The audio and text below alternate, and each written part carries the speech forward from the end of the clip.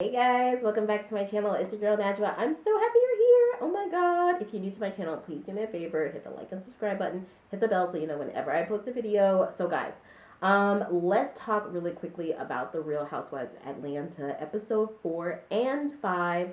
I'm going to cover both of them in this video because I have been doing a little bit of catch up. I feel if I merge these two in the same video, I can play a little bit of catch up better. You guys know that I live in France, and so I'm not watching it real time. I'm just trying to kind of keep up with everything so that I'm on the same page with you guys. So let's just take a look at this. So we talked about last episode. You guys know where I was at with the whole issue that went down between Marlo and Drew. I know that Marlo was extremely triggered. Speaking of trigger, I'm going to go ahead and try to give you guys a heads up when I switch over to episode 5 because some of you guys might be like me and you kind of take your own time and your own pace with shows. So maybe you only saw 4 and you haven't seen 5 yet. So I will definitely try to give a heads up when I'm going to switch to 5. So on episode 4, called The Buck Stops in Birmingham. You guys know I'm from Birmingham, Alabama. I was born in Birmingham, but I grew up in Atlanta, Georgia. So we moved when I was like 5, but I'm still a Bama girl at heart. It's okay. We're worldwide. Bama is worldwide. Roll Tide. No, just kidding.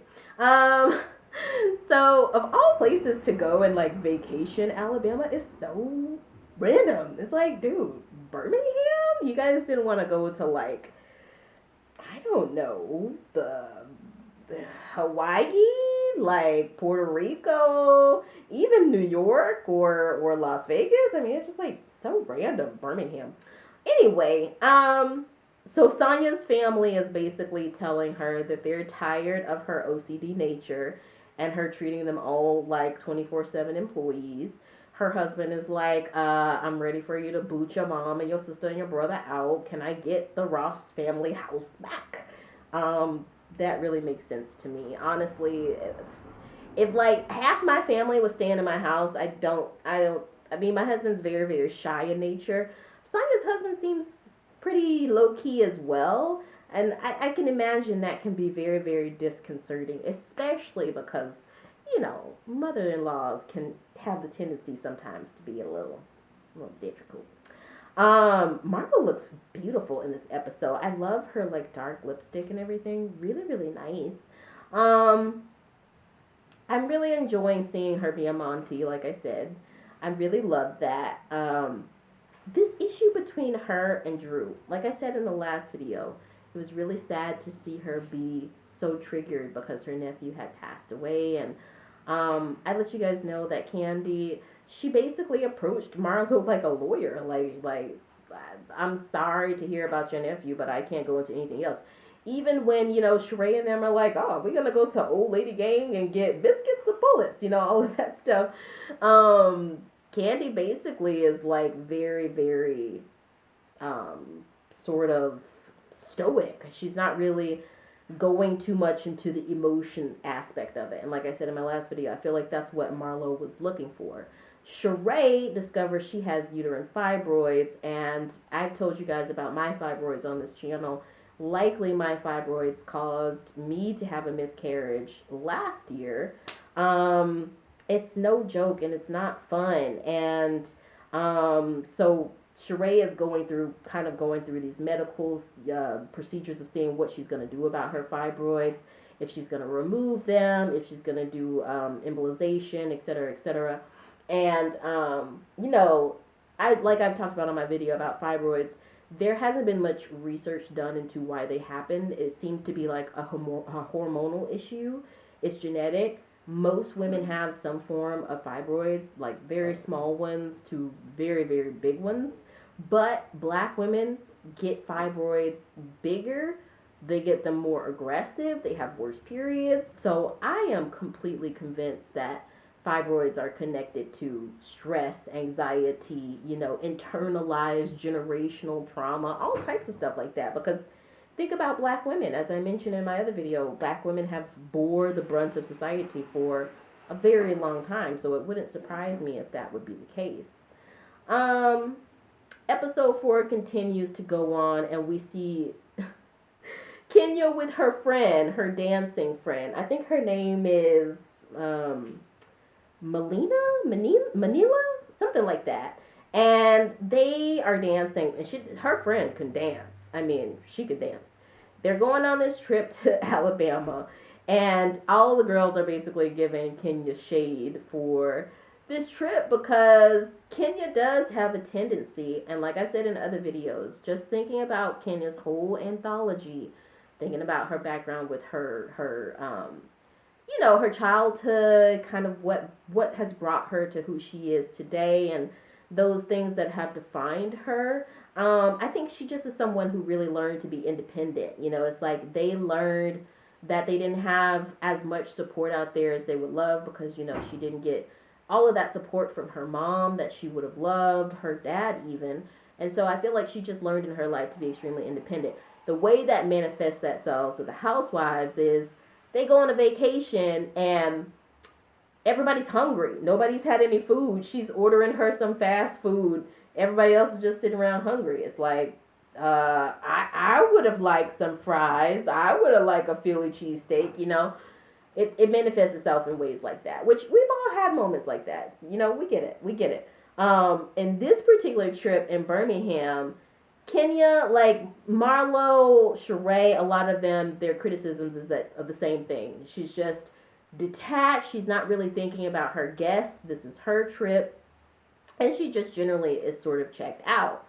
So, I don't know. It goes through the motions of them all being on vacation together. We still have this little bit of beef between Courtney and Kandi, but Kandi and Drew are not on this trip. If I'm not mistaken, Drew had gotten the flu, and I can't remember why Kandi didn't come, but I have a feeling that Kandi didn't come because this probably would have been a little bit too much while she's trying to remain as, what's the word that I'm looking for? Sort of stoic and non-confrontational as she can possibly be, I guess. Because, I'm pretty sure these women would want to talk to her about things that had bothered them. Like things like the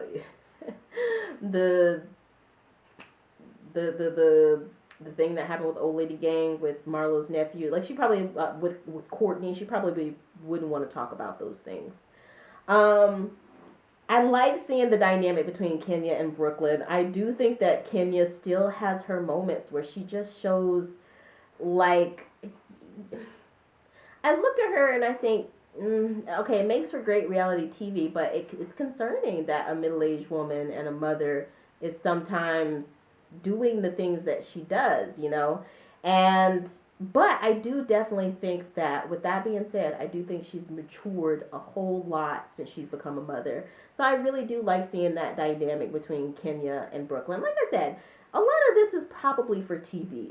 Like a lot of people on Reddit talk about this too. They say that Kenya is sort of manufacturing this sort of personality really for television. It makes for good television, and I get it. But other times, like when they... Wait, let me not give a spoiler away. So, they all get back to the hotel. And, they all been clowning this hotel pretty much from the beginning. Saying that, there's these, like, little bottles of champagne. And, Kenya didn't really take the time to plan this out as well as she could have. It's cheap. And so, all the girls together, including Sanya, Marlo, Shereé, and who else was that in there? Courtney and the dancer friend, Kenya's dancer friend. They start knocking on Kenya's door, trying to get her to come out. And Kenya, like, creaks the door open. Looks like she don't have no clothes on. Her hair is all messed up. She looks crazy. She looks like possessed. She really, really does. Like she's about to womp somebody's bump. And so Marlo is mad at that point. She thinks that Kenya is being really, really rude. But, okay, this is where I told you I was going to give it to you. So I'm going to say but, and I'm going to stop there. Oh yeah, and the last thing of this episode is it shows a little clip forward of Marlo slamming the door on Kenya's dancer friend, and she was like, "Oh, But so this is the warning. I'm about to switch over to episode 5. So if you haven't seen it, maybe just yes, maybe just close the ears or turn the video off. It switches over, and we go to episode 5. We get sort of a flashback, like it usually does, of the last episode. We see flashbacks of Marlo being really triggered about her nephew's passing, not being satisfied with Kandi's response, and then we get back to the situation at hand with Kenya with the banging on the door and stuff. So we finally get to understanding why she's pissed off. She's saying that Brooklyn's in there sleeping. She's saying that she's under the weather and she doesn't feel good. And I'm just getting deja vu. I'm like, this has happened before, where Kenya is like, I don't feel good, I'm under the weather. And I'm just like, I wouldn't, I don't know.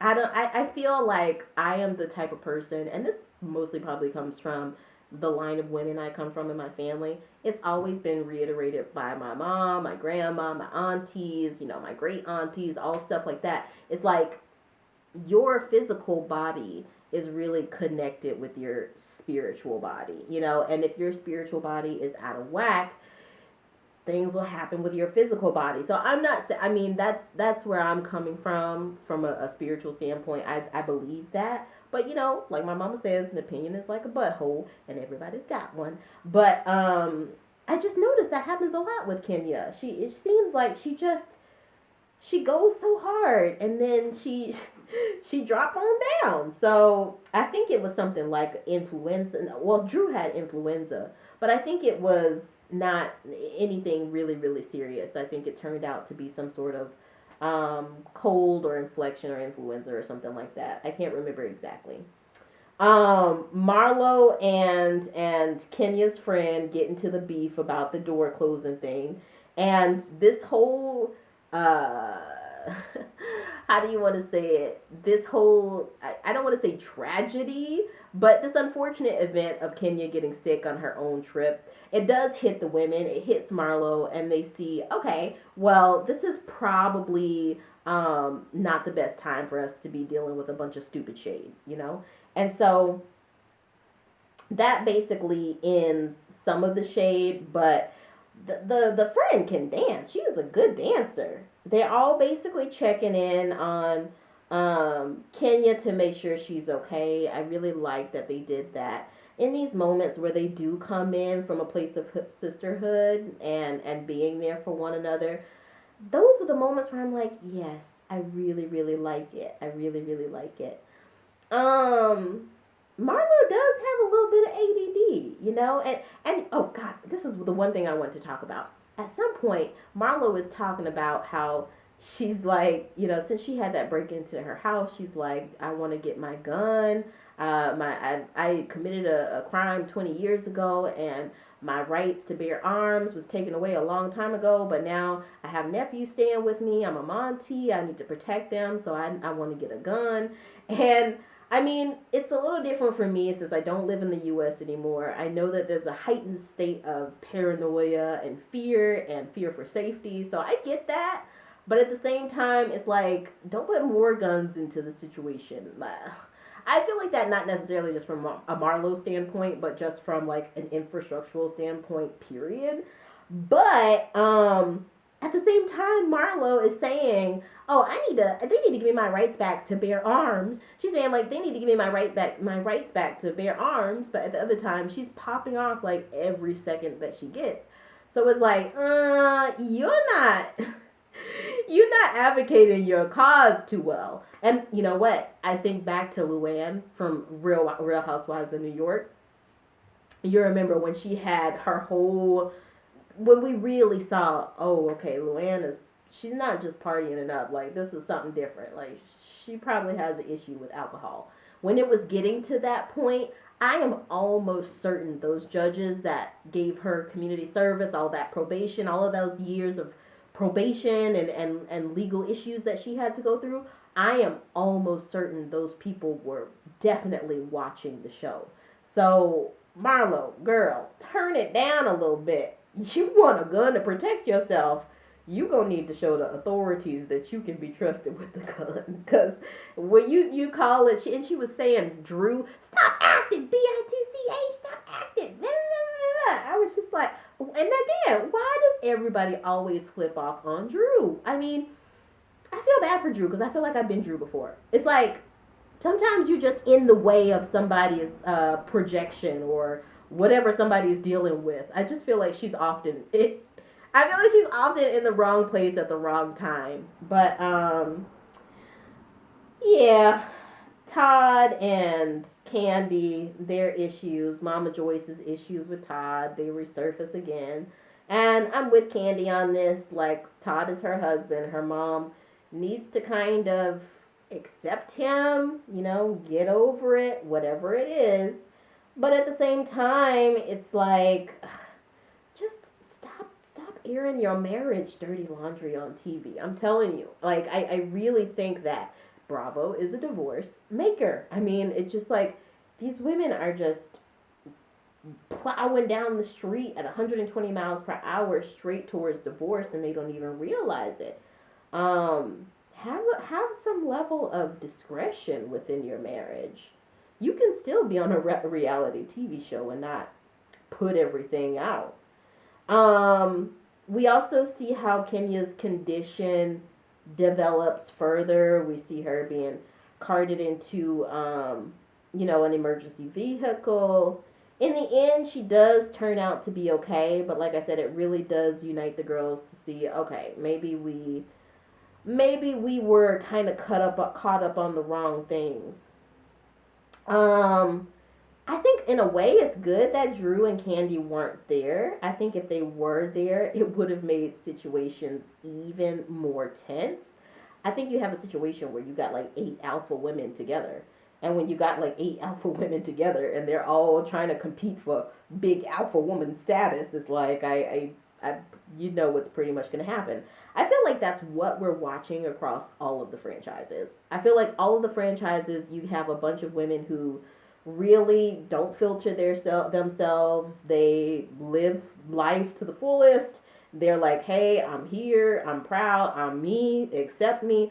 When you get a bunch of personalities like that, it's bound to be some issues. But for the most part, it really seems like they're able to connect for the rest of the trip. The rest of the trip seems pretty peachy. We go into Shereé and her health stuff again with the fibroids. We take more looks at Kandi and Mama Joyce. Kandi is basically telling Mama Joyce, I wasn't talking to you for a while because you did this with Todd. Really, to be quite honest. And no offense to Kandi, but I often feel like we are literally just watching what needs to be a therapy session, but with an actual therapist between Mama Joyce and Kandi all the time. I mean, Mama Joyce, I bet she's one of those people who has a really hard exterior, but she's a sweetheart on the inside. One of those people who will, like I say, give you the clothes off of their back, but on the exterior of it, you just got this brick wall.